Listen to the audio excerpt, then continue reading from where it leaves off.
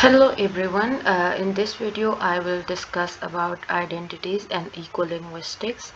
It's basically a chapter in Arran Stibb books that's title is Eco-linguistics, Language, Ecology and the Stories We Live By. So I will tell you about what is identities and eco-linguistics. So let's start it. Identity is basically the concept that we develop about ourselves and that evolves over the course of your life. It's about general identity. What is identity? Identity also encompasses the memories, experiences, relationship, and values that create one sense of self. So, identity also encompasses political opinions, moral attitude, religious belief. All these guide the choices one makes daily life. So, identity is basically the sense of ourselves, that what we think of ourselves and what's our opinion about political moral attitude and also religious belief. It's not only the social identity, it's basically start from one sense of self. So a person identity is not to be found in behavior but in the capacity to keep a particular narrative going. The individual's biography must continually integrate events which occur in the external world and sort them into the ongoing story about the self. That has been said by Anthony Giddens 1991 in his book. So it's basically quoted by Arran Stibb. And the second definition is an actual transformation in the way we experience being is necessary, a collapse of the old story of self and story of the world in the birth of a new one. For the self too is ultimately, a story with a beginning and an end. So, what is ecological identity? Ecological identity is basically refers to the portrait of oneself when he or she is dealing with natural issue. It means that how we tackle with natural issues, how we think about environment and our surroundings. So Thumb's show defines ecological identity is all the different ways people construe themselves in relationship to the earth is manifested in personality and values, actions and senses. So ecological identity basically broadens the concept of community. It means that you don't only think about you know yourself, you also think about our surrounding. It means that we will also take care of our environment as well, not just human beings, because in our mind there are other living beings that we must take care of it. So it's basically that the broadened concept of community, so that it stretches beyond the limited sphere of human relations. It also goes beyond being a member of a family, a human community, or humankind to being part of a larger community of life. The hope is that taking on an ecological identity will encourage people to notice the larger ecological systems that life depends on, increase their respect and care for life in all its form, and independently act.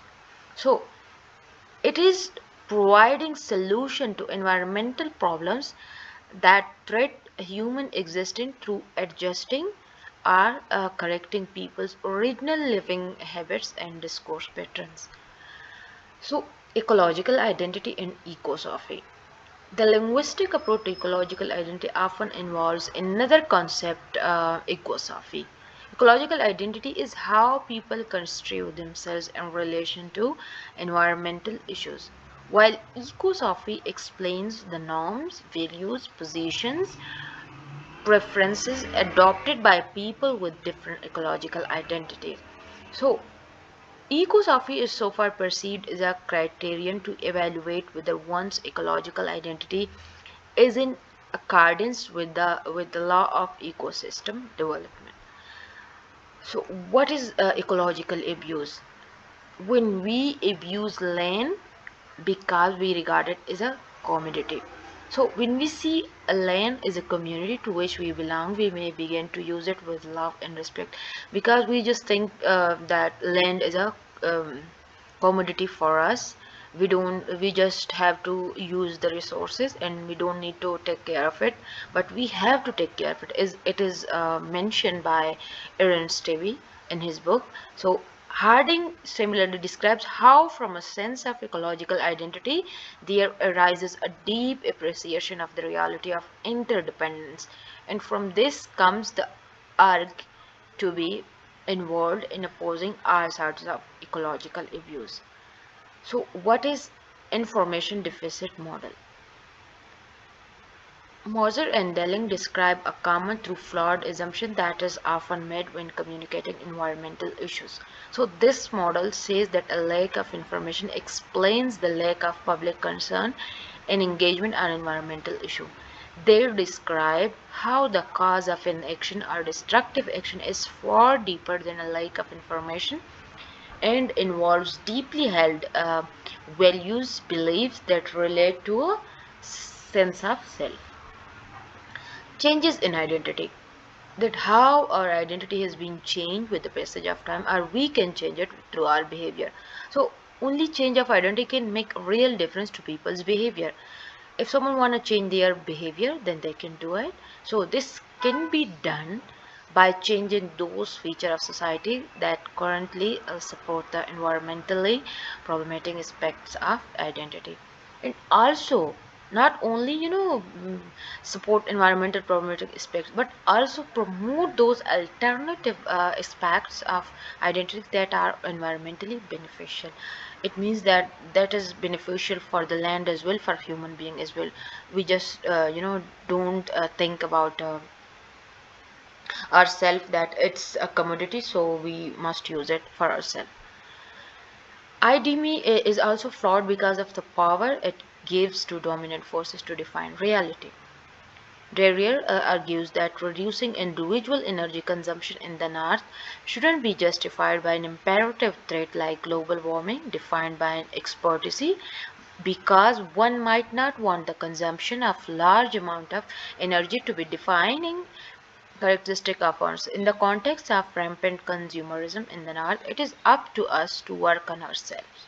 It means that we have to work on ourselves. It's not the land that work on itself, but it's human being that will take care of it and will think about them as well. Then we can uh, then we can like so in other words, we create, maintain and revise a set of biographical narratives, the story of who we are. So what's ecological identity?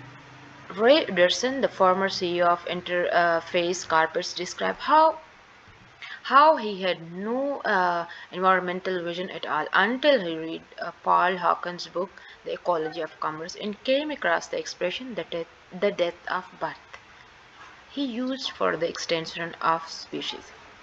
He mentioned that the book cast Aaron Stibb mentioned that the book caused Edrison to reconsider how he saw himself as a person and reject his current identity.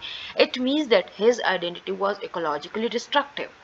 Now he was trying to make it beneficial for environment as well. So one day early in this journey, it dawned on me that the way I was running interface was the way of the plunderer, plundering something that's not mine, something that belongs to every creature on earth. So it shows that we basically do not think about the other creature that lives on the earth, but we human being, we have